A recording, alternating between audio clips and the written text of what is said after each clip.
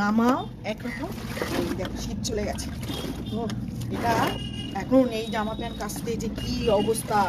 গরমকালে যেমন একদম হালকা, শীতকালে তার 3 ডবল তোমাদের খাটিয়ে নেয়, জানো তো তোমরা। আর দেখো তুমি এই যে মোটা মোটা জামা প্যান্ট এখন, আর একটা জিনিস এই যে গন্ধ, এই যে ঘামে কিছুতেই ছাড়ি না।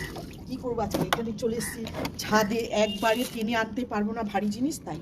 আর একটা জিনিস আছে এই বিভৎস বিভৎস, কী করবো ভেবে পাচ্ছি না। তোমরা কি করো বাড়িতে এখন?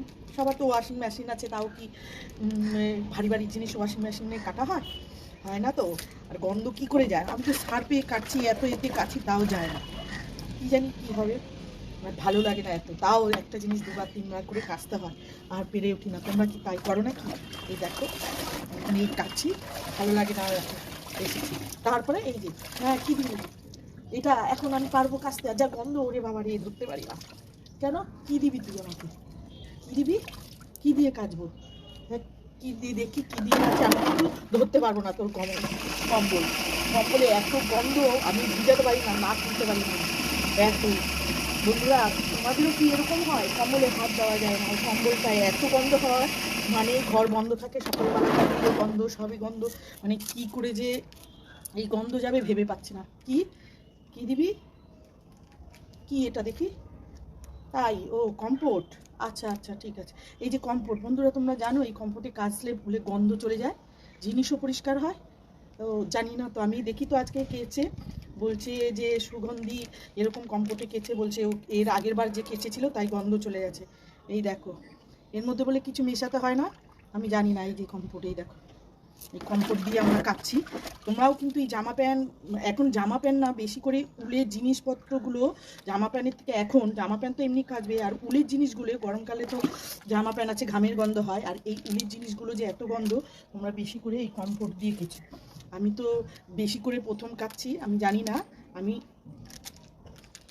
দুটো নিয়ে নিলাম এই কম্বল কাচাতে। জানি না, প্রথম কেচে দিই, একটু বেশি করেই দিই, এরপরে আন্দাজ হয়ে গেলে তখন হয়তো বুঝে দেবো। জানি না, ছেলে দিল। দেখো কম্পোট, তোমরা এই যে দেখো, দেখে নাও, কম্পোট দিয়ে কেচো। বেশি না পাতা, কত দেবে দামটা? 4 টাকা। আচ্ছা, এই পাতার দাম 4 টাকা। তোমরা বড় বোতলও কিনে আনতে পারো। এবার দেখি কি হয়। এই যে কম্বল, রে বাবা রে, কি নাক দিতে পারি, মানে মাস্ক পরে কাচতে হবে দেখি। কিন্তু মা, কি সুন্দর গন্ধ গো! এই গন্ধ কিন্তু এখনই ঢেকে গেছে। তাহলে এটা যদি আমি ভিজিয়ে রেখে দিই, তাহলে তাহলে এই গন্ধ তো আরও চলে যাবে, থাকবে না। আমি গেল বছর জানো কত পয়সা খরচা করেছি এই কম্বলের পিছনে, নিজে কাটতে পারে, কিন্তু এবছর কিন্তু দেখি এখনই গন্ধ নেই। তাহলে এটা ভিজিয়ে রাখলে আর গন্ধও থাকবে না।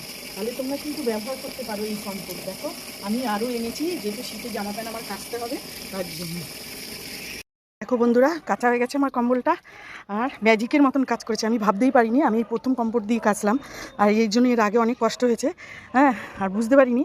এবারে কাচলাম, দেখো কত সুন্দর। একটু মেলে দেবো, তবে হ্যাঁ অবশ্যই আগে ডিটারজেন্ট দিয়ে তোমরা একটু ঘষে নেবে, নেওয়ার পরে এই কম্পোর্টটা ব্যবহার করবে। না হলে ডিটারজেন্টের মধ্যেও তোমরা যদি এই কম্পোর্টটা দিয়ে দাও, একবারেই গন্ধ চলে যাবে। ভালো করে ডিটারজেন্ট দিয়ে তার মধ্যে ভালো করে জিনিসটা দেবে, দিয়ে একটু নেড়ে চেড়ে তারপরে কম্পোর্টও দিয়ে দেবে, দেখবে একবারে গন্ধ একবারে ওয়াশও হয়ে যাবে। আর আমি প্রথম জানতাম না বলে একটা প্যাকেট সবে ব্যবহার করে দেখলাম, কিন্তু খুব ভালো লাগে। আর এই কম্পোর্টটা কিসের কাজ করে? আমরা চুলে যেমন কন্ডিশনার ব্যবহার করি, ব্যবহার করার পরে একটু কন্ডিশনার দিয়ে আবার ধুয়ে নিতে হয়, সেরকম তোমরা কন্ডিশনার মতন ব্যবহার করবে। একবারেও করতে পারো, বা পরে দিয়েও করতে পারো তোমাদের খাটনির জন্য। আর যদি ভিডিওটা ভালো লাগে অবশ্য করে একটু লাইক কমেন্ট শেয়ার করে দিও। টাটা।